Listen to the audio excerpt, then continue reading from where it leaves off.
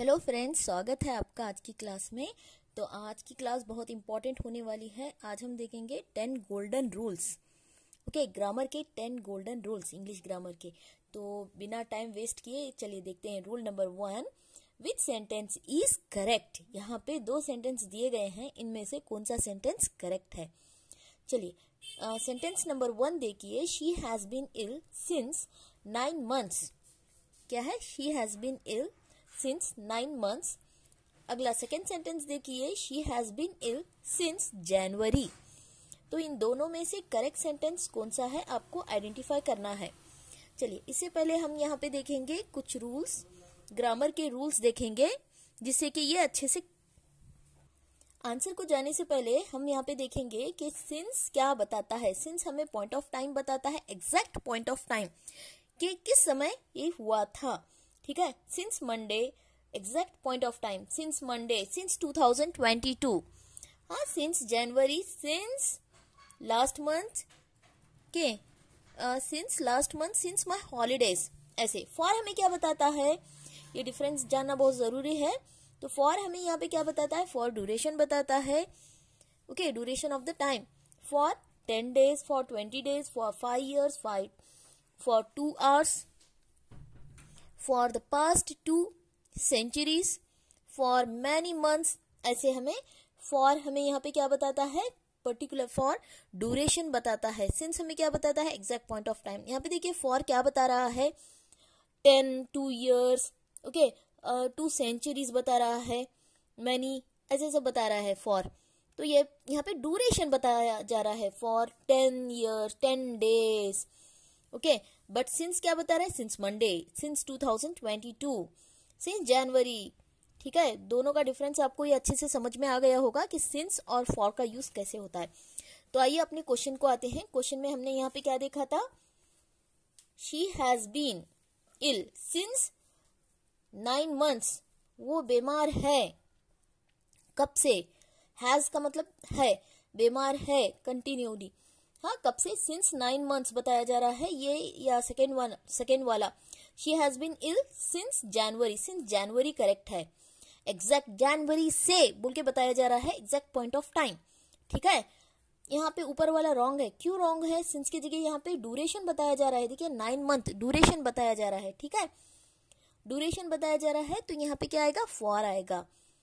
तो ये इस वजह से ये रॉन्ग है। तो पहला रूल, गोल्डन रूल आपको समझ में आ गया होगा कि सिंस और फॉर में डिफरेंस क्या है, और सिंस कहाँ पे लगता है और फॉर कहाँ पे लगता है। फॉर हमें ड्यूरेशन बताता है, since exact point of time बताता है, सिंस जनवरी से, सिंस 2020 से। ठीक है, फॉर ड्यूरेशन बताता है। चलिए सेकेंड गोल्डन रूल देखते हैं, विच वर्ड इज मिसिंग। अरे मैंने मिसिंग वाला यहाँ पे गैप दिया ही नहीं है। ठीक है, सॉरी, मैंने यहाँ पे गैप की जगह आंसर यहाँ पे फिल कर दिया है। तो यहाँ पे देखिए, यहाँ पे राइट आंसर क्या बनेगा, Sam is my older brother आएगा क्या, Sam is my elder brother. What is the right answer, Sam is my elder brother. Elder का मतलब क्या है, बड़ा। एल्डर कहाँ पे यूज करोगे, एल्डर हमें क्या बताता है, एल्डर हमें बताता है, एल्डर आपको लगाना है फैमिली का कोई मेंबर बड़ा है बताने के लिए। Okay, my father is the eldest member of our family. तो एल्डेस्ट, एल्डर बड़ा है बताने के लिए। ठीक है, फैमिली में बताने के लिए एल्डर, एल्डेस्ट के यूज करोगे। वैसे ही ओल्डर, ओल्डर क्या बताएगा, एज बताने के लिए। For example, he is older than me, वो मुझसे बड़ा है। ठीक है, तो ओल्डर, ओल्ड का यूज करोगे एज बताने के लिए। ठीक है, I hope you understood this second rule, Elder और ओल्डर का डिफरेंस। ये था सेकेंड रूल। अब देखते हैं रूल नंबर 3। चलिए रूल नंबर 3 क्या है, where is mistake in this sentence. इस सेंटेंस में देखिए, क्लास को एंड तक जुड़े रहिए, इस क्लास में एंड तक जुड़े रहिए। बहुत सारे रूल्स हैं, 10 रूल्स हम कवर करेंगे अच्छे से, तो एंड तक जुड़े रहिए, जिससे कि आपको एक कॉन्सेप्ट अच्छे से क्लियर हो जाए। आज की क्लास बहुत इंपॉर्टेंट है। Where is mistake in this sentence, इस सेंटेंस में मिस्टेक कहाँ पे है, the sun rises in east या नो एरर। देखिए यहाँ पे कहाँ पे मिस्टेक है आपको फाइंड आउट करना है। एक चीज याद रखिए, द आर्टिकल कौन सा आर्टिकल है? डेफिनेट आर्टिकल है।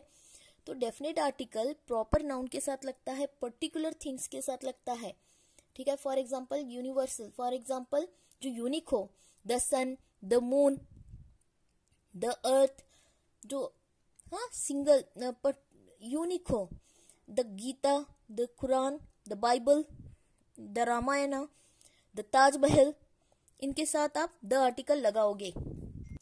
इसका मैंने आर्टिकल वाली क्लास में क्लियर एक्सप्लेनेशन दिया है। The north, the south, the east, the west, ठीक है, ऐसे लिखोगे। तो यहाँ पे देखिए इन द ईस्ट आना था, ठीक है। इस सेंटेंस की तरफ देखिए, यहाँ पे द आर्टिकल आना था इन द ईस्ट, तो एरर यहाँ पे है, थर्ड पार्ट में एरर है, ठीक है। In the east the article आना था यहाँ पे, तो दिस इज द एरर। चलिए अगला क्वेश्चन देखते हैं, क्वेश्चन नंबर 4। आई होप आपको ये समझ में आ गया होगा डेफिनेट आर्टिकल द कहाँ पे लगता है। ये भी देखिए क्वेश्चन नंबर 4 देखिए, विच सेंटेंस इज करेक्ट। यहाँ पे 2 सेंटेंस दिए गए हैं, दोनों में से करेक्ट वाला सेंटेंस कौन सा है? Gold is a useful metal, gold क्या यूजफुल मेटल है? Gold is an useful metal. ये दोनों भी क्या है? इंडेफिनिट आर्टिकल है, ए और एन इंडेफिनिट आर्टिकल है, द डेफिनेट आर्टिकल है। तो ए आर्टिकल कहाँ पे लगता है? जहां पे भी कॉन्सोनेंट वाला साउंड आता है तो ए आर्टिकल यूज करोगे, ठीक है। कॉन्सोनेंट वाले साउंड के लिए ए आर्टिकल आएगा एंड वावल वाले साउंड के लिए एन आर्टिकल अप्लीकेबल होगा।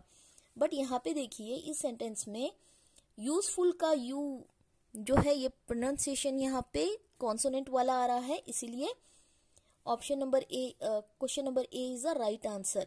यहाँ पे जो ए वाला दिया गया है ऑप्शन, तो ये A is the right answer. Gold is a useful metal, gold एक यूजफुल मेटल है, ठीक है। तो A is right answer. Rule number 5 देखते हैं। Rule number 5 which is the correct sentence. देखिए रूल नंबर 5 में यहाँ पे हम देखेंगे, यहाँ पे I smell smoke, I am smelling smoke, दोनों में कौन सा सही सेंटेंस है? आई स्मेल स्मोक सही है, स्मेलिंग रॉन्ग है।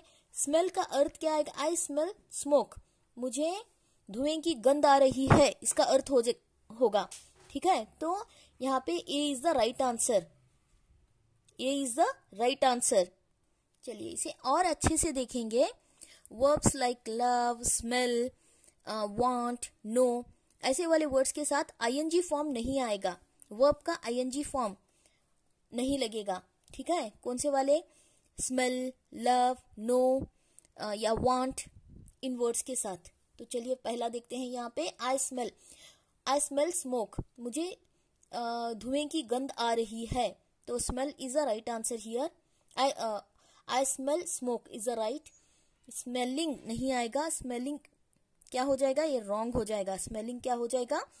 रॉन्ग हो जाएगा, आईएनजी नहीं लगेगा, जैसा कि मैंने बताया है आपको, ठीक है। Smelling is the wrong one, तो ये रॉन्ग हो जाएगा स्मेलिंग। अगला देखिए, यू नो मी, तुम मुझे जानते हो, यू नो मी, नोइंग नहीं आएगा। ऐसे ही लविंग भी नहीं आएगा, लविंग आल्सो इज रॉन्ग, ठीक है। यू नो मी, तुम मुझे जानते हो, सही है। You are knowing me is wrong, ठीक है। You are knowing me is wrong, knowing नहीं आएगा, ये रूल है, याद रखिए इसे। अगला देखते हैं, सैम वांट्स ए ड्रिंक, सैम पीना चाहता है, हाँ सैम वांट्स ए ड्रिंक सही है, सैम पीना चाहता है। Sam is wanting A drink wrong हो जाएगा, हाँ ग्रामेटिकली ये रॉन्ग सेंटेंस है, आईएनजी नहीं लगेगा इनके साथ। क्या बताया मैंने? इनके साथ, इन वर्ड्स के साथ आईएनजी नहीं लगेगा। कौन से वाले वर्ड हैं? कौन से वाले हैं? यहाँ पे देखिए आईएनजी इनके साथ नहीं लगेगा। स्मेलिंग नहीं आएगा, स्मेल आएगा, स्मेल स्मोक, मुझे धुएं की गंध आ रही है, यू नो मी, हाँ ऐसे ही सैम वांट्स ए ड्रिंक सही है, वांटिंग नहीं आएगा, wanting is wrong English, wants A drink सही है, ठीक है। I hope you understood this rule. क्या बताया मैंने? स्मेल के साथ, नो के साथ, लव के साथ, वांट्स के साथ, वांट के साथ आईएनजी नहीं लगता है, वर्ब का आईएनजी वाला फॉर्म नहीं लगता है, ठीक है, कंटिन्यूअस टेंस नहीं बनाओगे। चलिए अगला रूल देखते हैं, अगला रूल देखिए, rule number 6, if the subject is the number है। अगर आपके सेंटेंस में शुरू में, सब्जेक्ट मतलब शुरू में द नंबर आता है, the number of students are very small, the number शुरू में है, सब्जेक्ट की जगह पे है, the number of students are small, क्या ये सही सेंटेंस है? या the numbers of students is small, ऊपर क्या बताया है मैंने, इसके साथ द नंबर के साथ क्या लगेगा? सिंगुलर वर्ब आएगा। वर्ब कौन सा आएगा? सिंगुलर आएगा।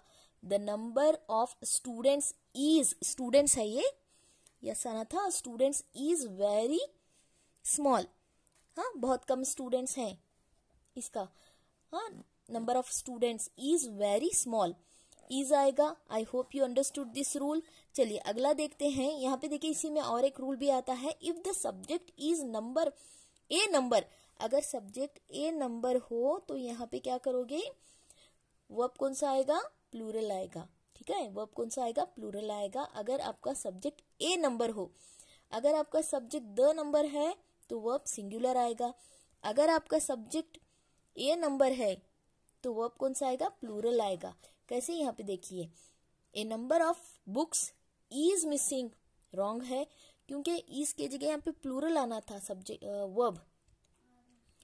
ए number of books are missing is the right one. यहाँ पे सब्जेक्ट, यहाँ पे वर्ब क्या है? प्लूरल है, इसीलिए सही है। ऊपर क्या है? सब्जेक्ट सिंगुलर है, इसीलिए रॉन्ग है। I hope you understood this rule. क्या बताया मैंने? द नंबर ऑफ स्टूडेंट्स के साथ इज लगेगा, ए नंबर ऑफ बुक्स या स्टूडेंट्स के साथ आर लगेगा, ए है, ए नंबर है तो, ठीक है। I hope you understood. चलिए अगला रूल देखते हैं। रूल नंबर 7 देखिए, नॉट ओनली बट आल्सो। ये क्या है? कोरिलेटिव कंजंक्शन है, जो दो सेंटेंस को जोड़ने का काम करते हैं। यहाँ पे एक रूल है, याद रखिए इसे, कि कोरिलेटिव कंजंक्शन है। और यहाँ पे देखिए, फॉर एग्जाम्पल एक सेंटेंस ले लेते हैं, she is not only A talented, she is not only talented singer, A talented singer, वो एक बहुत ही अच्छी टैलेंटेड सिंगर है, ना कि एक टैलेंटेड सिंगर है, उसके अलावा क्या है? एक स्किल्ड डांसर भी है। इसका अर्थ हो जाएगा, यहाँ पे देखिए नॉट ओनली के बाद वर्ब प्लस सब्जेक्ट आया है, उसके बाद हमने क्या लिखा है? बट आल्सो, ठीक है, बट आल्सो के बाद भी वर्ब प्लस सब्जेक्ट आया है, ठीक है। नॉट ओनली के बाद क्या बताया मैंने? नॉट ओनली के बाद वर्ब प्लस सब्जेक्ट आया है, फिर मैंने क्या लिखा? बट आल्सो, बट आल्सो के बाद वर्ब प्लस सब्जेक्ट आया है। ऐसे ही और एक सेंटेंस बना लेते हैं, not only did she study hard but also passed all the exam, all her exams, ठीक है। दिस इज द रूल, याद रखिए, ओके याद रखिए। चलिए कुछ ये था रूल नंबर 7। अब अगला देखते हैं, रूल नंबर 8 देखिए, सम और एनी का यूज। सम अफर्मेटिव सेंटेंस के साथ लगता है यूजुअली, नॉर्मल सेंटेंस के साथ, अफर्मेटिव एडजेक्टिव सेंटेंस के साथ लगता है, एनी नेगेटिव सेंटेंस के साथ लगता है। नेगेटिव सेंटेंस है तो वहां पे एनी लगाओगे, और अगर क्वेश्चन है तो यूजुअली वहां पे भी आ जाता है। फॉर एग्जाम्पल इस सेंटेंस में देखिए, Sam did not eat any mango, did not दिया गया है, डिड नॉट, हाँ डिड नॉट, ऐसे नॉट वाले वर्ड आते हैं तो नेगेटिव वाली मीनिंग देता है ये, डिड नॉट नहीं वाली मीनिंग दे रहा है तो एनी यूज करोगे। हाँ सैम नहीं खाता है, did not eat any mango, नहीं खाता है, नहीं वाला मीनिंग देता है तो एनी आएगा। Can you get me some milk, क्या तुम मुझे थोड़ा मिल्क दोगे? अफर्मेटिव सिंपल सा सेंटेंस है तो यहाँ पे सम का यूज करोगे, ठीक है, सम, SOME सम। ऐसे he have you dash question, have you any, question के साथ भी अगर क्वेश्चन मार्क है तो यहाँ पे भी अब पॉसिबिलिटी होती है कि एनी आएगा, ठीक है, यहाँ पे क्या आएगा? एनी आएगा, ओके, क्वेश्चन मार्क है तो एनी आएगा, हाँ पॉसिबिलिटी ज्यादा होती है कि एनी आ जाए यहाँ पे। Have you dash sugar, any sugar, तो यहाँ पे भी एनी आएगा। नेगेटिव मीनिंग आ रही है, यहाँ पे देखिए क्वेश्चन मार्क है तो एनी, ठीक है। यहाँ पे भी देखिए, please give me some water, simple सा सेंटेंस है, हाँ प्लीज मुझे थोड़ा पानी दे दीजिए। She has some flowers for flowers of rose some, I could not, not लगा है तो यहाँ पे क्या आएगा? पॉसिबिलिटी ज्यादा होगी कि एनी आ जाए तो एनी आएगा। एनी नोटबुक देयर, कुड, हाँ I could not get any book there, मुझे वहां पे कोई बुक नहीं मिली। आई होप ये रूल आपको अच्छे से समझ में आ गया होगा। ठीक है, ऐसे ही will you please lend me some money, तो ये रूल याद रखिए। Is not, wasn't, aren't, weren't के साथ एनी का यूज करोगे। हाँ, यूजुअली पॉसिबिलिटी ज्यादा होती है और क्वेश्चन मार्क आता है तो भी। चलिए रूल नंबर 9 देखिए, each, every, either, neither, always take singular noun and singular verb. इन वर्ड्स के साथ हमेशा सिंगुलर नाउन और सिंगुलर वर्ब भी आता है। देखिए, every student should have their own book, हर स्टूडेंट के पास अपनी बुक होनी चाहिए। इसका अर्थ हो जाएगा एवरी के साथ स्टूडेंट आया है जो कि सिंगुलर है, should have their own book. अगला देखिए, आइदर ही और आई मस्ट गो, यहाँ पे भी सिंगुलर, यहाँ पे देखिए, यहाँ पे भी always follow the singular noun and singular verb. Singular noun है और सिंगुलर वर्ब है गो। ठीक है, अगला देखिए, नाइदर पेन इज यूजफुल। हाँ, कोई भी पेन यूजफुल नहीं है। इज है, पेन क्या है, सिंगुलर नाउन है, इज क्या है, सिंगुलर वर्ब है। हाँ, कोई भी पेन यूजफुल नहीं है। इसका अर्थ हो जाएगा every child was laughing. Every child, child singular है, वाज सिंगुलर, वर्ब है। I hope you understood this rule. Neither book is useful, कोई भी बुक यूजफुल नहीं है। एवरी सीट, बुक क्या है यहाँ पे, neither book is useful, book क्या है, सिंगुलर नाउन है, और इज क्या है, सिंगुलर वर्ब है। तो नाइदर के साथ सिंगुलर नाउन और सिंगुलर वर्ब लगता है। Every seat was occupied, every seat, seat क्या है, सिंगुलर नाउन है, वाज क्या है, सिंगुलर वर्ब है, ऑक्यूपाइड। यहाँ पे नाइदर, इसका अर्थ क्या हो जाएगा, every seat was occupied, her seat पर कब्जा था। हाँ, इसका अर्थ हो जाएगा नाइदर बुक इज यूजफुल। हाँ, तो ये क्या है, यहाँ पे सिंगुलर नाउन और सिंगुलर वर्ब आएगा। एक रूल याद रखिए। This is the 9th golden rule. चलिए 10th वन देखते हैं। Rule number 10, which sentence is correct, one of the eggs is broken या one of the egg is broken. कौन सा राइट है यहाँ पे, one of the eggs is broken. हाँ, वन ऑफ द के साथ एक्स इज ब्रोकन। नाउन कौन सा आया है यहाँ पे, प्लूरल, वर्ब कौन सा आएगा, सिंगुलर आएगा। ठीक है, वन ऑफ के साथ नाउन प्लूरल आएगा, वर्ब सिंगुलर आएगा। This is the rule. हाँ, golden rule of 10th golden rule है ये। और एग्जांपल लो तो one of the students is very bright.